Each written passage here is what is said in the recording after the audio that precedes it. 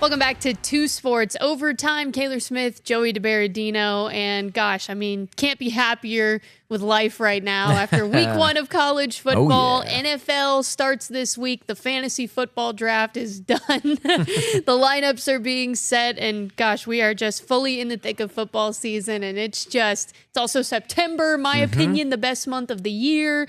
So, gosh, just couldn't be better right now. It's a great time of the year. We're already into week 3 of high school football, if we can believe that, wrap our heads around that. It always feels like that flies by, but obviously plenty of NFL still to come with week 1 this week, week 1 now in the books for college. So there's just so much to talk about, so much going on. And as we mention all the time, Ohio, such a great state for football and the sports that happen here. Of course, with Ohio State, you got the Bengals and Browns. Great local scene, too. So we couldn't be more spoiled than we are right here in the Miami Valley with what we get to talk about on a daily basis. And it starts with the Buckeyes, who now are the new #1 team in college football. The latest AP poll coming out yesterday, Tuesday, came down, and it's the first time since 2015 that the Buckeyes land in the regular season AP top 25, which you were surprised by when number one, right? Number one in the regular season. Obviously, they've been number one, as a college football in the college football rankings or the AP rankings when the playoffs continue.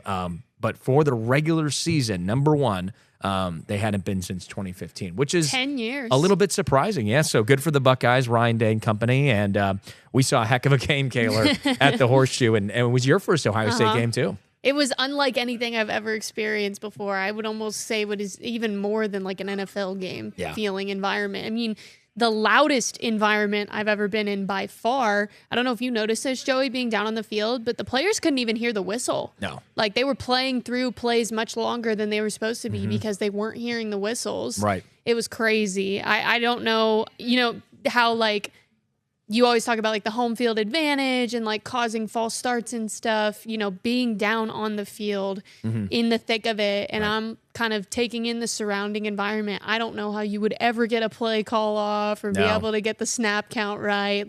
It was insane. And how most of the offenses do the clap, too. I don't know how they heard that. And obviously we saw, you're going to see it here soon, but Ohio State having some of those major stops. And it just looked like Arch Manning and the Longhorns just really struggled to get in rhythm. But we'll show you some of the shots we got here. I mean, just look at the sea of red. They handed out those cool towels pregame, say the Ohio State University, or just said the on it, but for the Ohio State University. So fans get the towels. Rocket environment, the band going, obviously. I mean, it was just everything. The flyover, they unveiled the national championship banner for 2024. Super cool scene there. Seeing all this, and of course, what a start it was for Julian Sand. He settled right in, Kayler. Yeah, and he actually made history, becoming the first quarterback since Jim Harbaugh in 1984 to make his first career start against the #1 team and win. So that's a pretty impressive start to the career. And, Ryan Day would tell you, and you're going to hear it here in a little bit, they actually probably limited him. And they feel now that after watching the game and in hindsight, he probably could have handled a little bit more, but they didn't want to overload his plate too much. He ended up going 13 for 20 with 126 yards and that long touchdown you just saw. So pretty remarkable start to Julian Sand's collegiate career as a starter. Yeah, and enough, of course, as we mentioned on Saturday and throughout the week, not too much more could be said about the play of the defense. Here is another one of those big stops here on 4th down, obviously to seal the game. Caleb Downs, the All-American safety, making the stop. They had that one that you just witnessed there a moment ago, too, right at the goal line, too. So the Ohio State defense, once again, looking like one of the best in the country against what we thought was going to be a much more, a threat of an offense for Texas. Arch Manning could not get into a rhythm. People were pretty disappointed with his play there, but, it was and going up against what was regarded as one of the best defenses in the country. I think that's largely why Texas was ranked #1 preseason. Right. And obviously the anticipation of Arch Manning. But again, nobody overreact to a week 1 game against the #1 and #3 teams in the country. Like Arch Manning, I think will be okay. Yeah, I think he'll be all right. Everybody, the Twitter trolls you see, Arch Manning's done. Someone did you've seen where they do like week 1 or even before for the NFL and then go eliminated. They showed a bracket. Someone did eliminated for Arch Manning. I'm like, that's not even how it works. I saw somebody say they miss Quinn Ewers. I think it was the Barstool Texas account, which is even funnier because they all wanted Quinn Ewers to be benched for Arch Manning a year ago. Right. That's what they were all calling for him. And it's funny because Quinn Ewers got recruited by Ohio State too. He was there for a little bit. Well, I don't know if he was fully there, but he took that money and then he left. Yeah. But on the numbers on the defense, they made 4 fourth down stops throughout the course of the game. Texas only converted 1 fourth down. Wow. They also, obviously, that was including that late fourth quarter stop to seal the win with that Caleb Downs tackle before the first down marker. And then also an early second half interception. So making those stops was really the crucial point of this game, and that's something that Ryan Day talked about a lot, as well as how impressed he was with Julian Sayin. Yeah, and he was impressed with the crowd, too. I mean, anytime you can get an atmosphere like that for a college football game of that magnitude, we knew how much anticipation was building up for that when they talked about it in all the press conferences leading up to it, about how they just got to go in there and do their job. And it really, we were waiting, it felt like, for something to finally happen. That game was so, obviously, it was low scoring, and it was a little slow. It wasn't boring, obviously, because there was so much excitement, but it was like, all right, when is someone going to make that big play? When's it going to happen? We didn't really see a lot of that, but obviously both sides trying to just settle in their young quarterbacks. But Sayin looked as confident as any quarterback would in that situation for his first start, and obviously Ryan Day was impressed with him as well. So let's take a listen here what the Ohio State head coach had to say about his new starting QB1. I was impressed with his poise. He had a good look in his eye. And what he was saying and what he was seeing was exactly what was going on. That's a great sign. When you're the quarterback at Ohio State and you're playing number 1 Texas against one of the top defenses in the country, which we have a tremendous amount of respect for, like, the one thing we didn't want to do and I didn't want to do was put him in a bad spot. It's just not fair to him. Now, coming out of it, quite honestly, I think he probably could have handled it, but we weren't going to do that because we know it's a long season, and that was the decision that was made, and so we'll go from here. And every time you get a fourth down stop, it's like a turnover. So, the interception was huge, but when you start getting fourth down stops at midfield, those flip the entire field, and then it's like getting a turnover. So how many fourth down stops? We have 3? 4. Well, there you go. The one to end the game, but 3 before that's almost 4 turnovers, and that plays into it.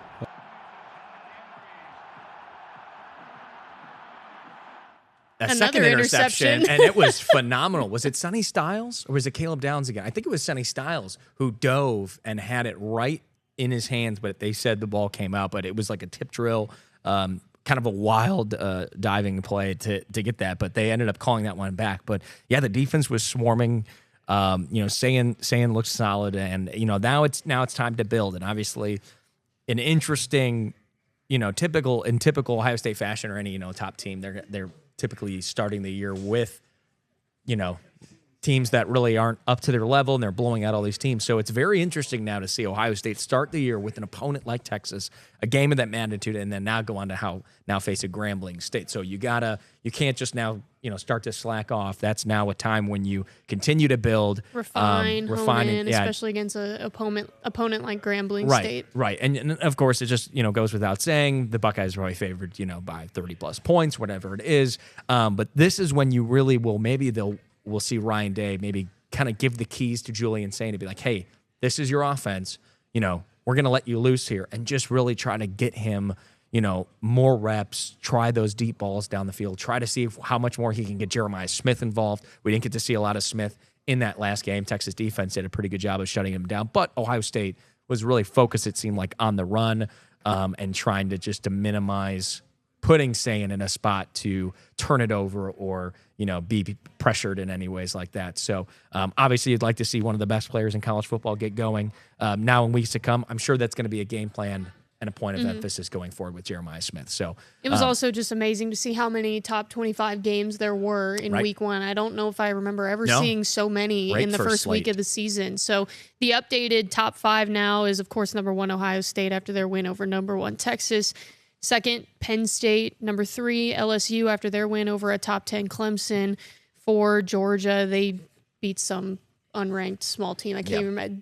kicked Nevada or kicked the something crap like that, out of yeah. them. Wasn't even close. And then 5th is Miami after their win over a top 10 Notre Dame. Texas slid all the way to 7. So still in the top 10. I think that's fair. Yeah. It's And not like, I mean, people were disappointed. It's like, this is what you expect out of a number 1, number 3, or number 1, number 2 matchup if you want to talk about the coaches poll. Like a tight game, a 1-score game, a defensive game. We're so used to shootouts in college that's what you want to see, but this almost felt like an NFL style game. Yeah. And it was just, and it felt like, especially with that Carnell Tate touchdown too, it was like, wow, like, there's that home run ball we waited took to all see game. too. Right, It took came all in the fourth game. quarter too. Yeah. And that's okay to have a game like that because it makes it, you're that much more focused on individual plays of like, wow, what is going to lead now to that in this drive? Why is this, why was that 3rd and 1 so crucial here when, they needed to get it later on? So rather than just, 50-yard, 60-yard touchdown, and it's this final scores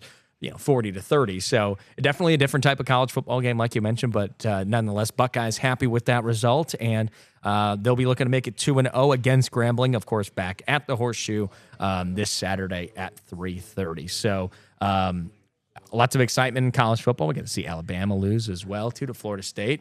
So that was interesting. Pretty interesting. That was interesting, So, especially how those two schools and fan bases just have really come to not like one another over the last few years. All over that playoff spot. Yeah. So, but we'll be keeping an eye, of course, on the Buckeyes all season long, and then have more on that Grambling State game on Saturday.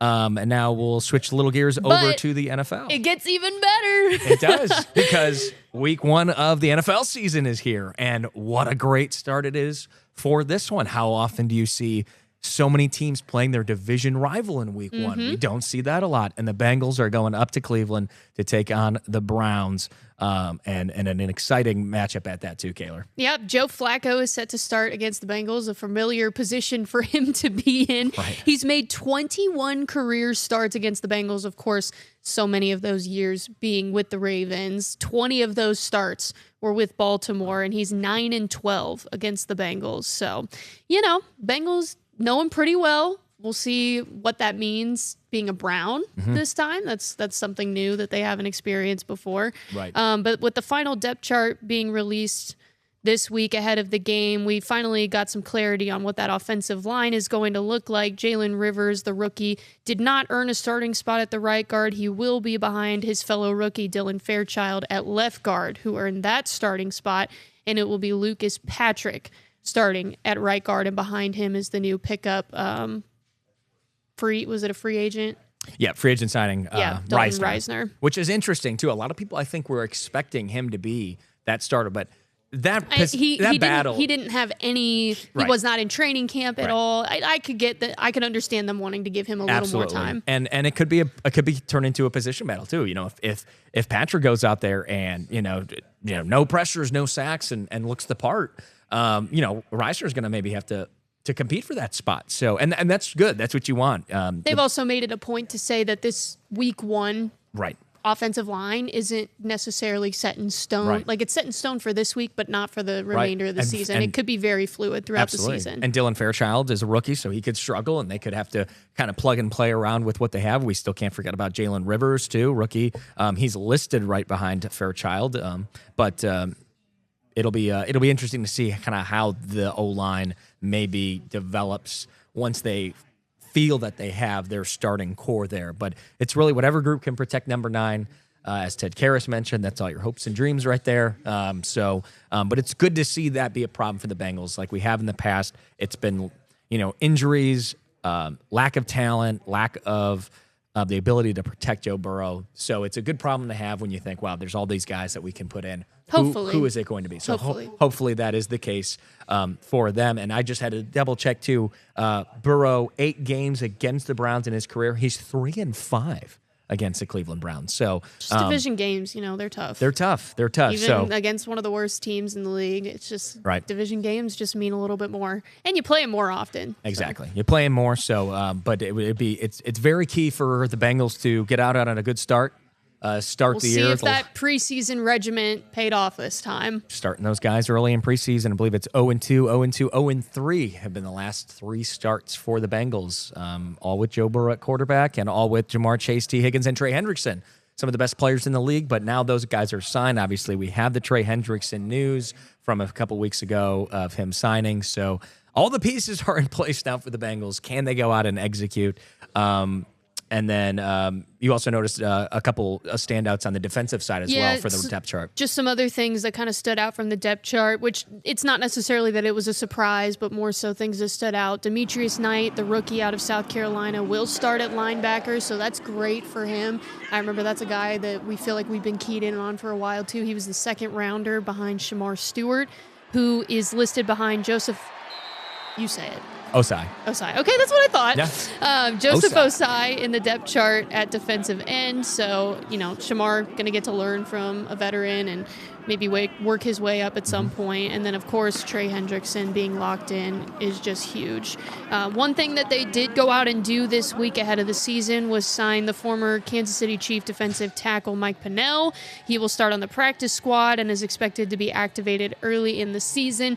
Just more veteran D-line help. Of course, he was part of those 2 Super Bowl teams in Kansas City. He had 30 total tackles and 2 quarterback hits in 6 playoff starts in Kansas City. And as somebody from Kansas City who got to watch him play quite a bit, I think it's a good pickup. Yeah, absolutely. You can never have too much defensive pressure and too much defensive help, too. So we'll be interested to see when they get to activate him and kind of bring him on board from the practice squad. But 12-year veteran, too, by the way. Right. So just something you kind of need for what is looking like a young, at least like primary and secondary level of the defense. Yeah, and we heard it from Zach Taylor, who we're here in a second. He said yesterday how, ever since that playoff loss happened, they've been in the building ready to right the wrongs from that year. So a 1-0 start is key for the Bengals, and it to jumpstart their season, and it is exactly what Joe Burrow, Zach Taylor, and company need for 2025. I think it's a great opportunity for us to start on the road in a divisional game right out the gate and put your best foot forward and find a way to get a win. And you've set yourself up for a great start to the season. That's about the best thing you can ask for. So, again, we've talked about that as a group. I like where we're at, and now we just got to go out there and get it done. I think we've got good experience in that room, and now we're fully healthy. Training camp was a little bit mismatched for us. You look at the offensive unit and the defensive unit. You missed B.J. Hill for a large portion of it, Trey for a large portion of it. Shamar was late to get started, and a couple injuries in the secondary that held those guys out for a while. So these last week and a half, we've had the full group there, and it's a really exciting group to watch. And so, again, I think they've had great cohesion these last couple week and a half now, and I feel good about where they're headed. All right, so there it is, exactly kind of what we've been talking about. The pieces in place. Now can they go out and take care of business? You signed Joe Burrow a couple years ago. You take care of Jamar Chase and T. Higgins. You bring Trey Hendrickson. You do everything that everybody else said they didn't think the Bengals front office could get done, and they take care of it. And now you got the team on the field. You have your team, and you try to get back to that Super Bowl. It's really as simple as that. That's right. 1 o'clock kick on Sunday. Here Absolutely. we go. We'll be there for it, and I'll be over at Cleveland Brown Stadium sending back all the highlights. Kayler will deliver them for you. So actually, Hutch this weekend. Oh, that's right. Hutch Connerman is here this weekend. Kayler will be enjoying a wedding. So that's right. Hutch and I will be bringing you all the action, as well as Dayton football's home opener. They're taking on Thomas More. So plenty of football going on here in the Miami Valley, and 2 Sports is your home for all of it. We're going to take a quick short break. And when we come back, we got some more baseball news to talk about, including a former Dragon making his big league debut. All that and more coming up on 2 Sports Overtime.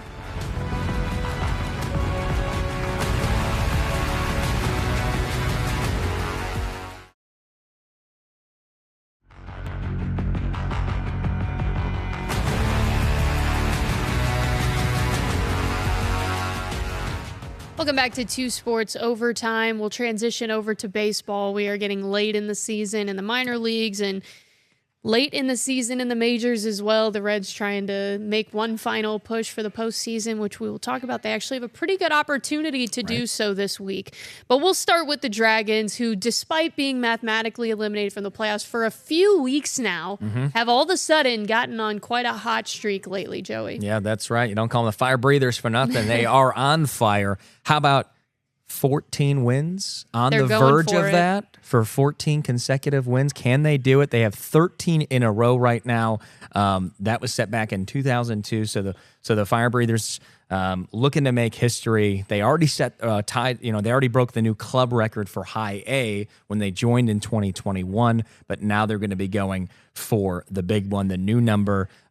So as of this recording, we don't know yet, but we're hoping to be able to have good news for you next week here on Two Sports Overtime when we get a chance to talk about them. But, the last time the Dragons won a 6-game sweep was September 21. It's now 2 in a row. So, they just continue to win. And, as we talk about it, it's been a disappointing season, especially coming off of last year's playoff appearance, which was the first time since 2017. You thought this team could build on that. Obviously, different guys, new guys in the building, not as much star power as we saw on last year's roster. But regardless, great to see Vince Harrison Jr. and this team getting some wins in the row. That's right. Like we said, as of taping this today, they are going for the record tonight of 14 wins in a row. They are currently tied at 13, which you mentioned was previously set in 2002. So what a long that is almost the entirety of the franchise's history, it being the 25th anniversary season. That was 23 years ago.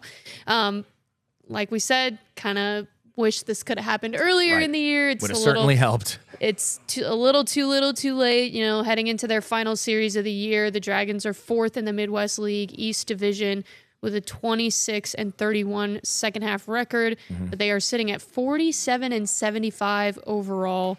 So, not great.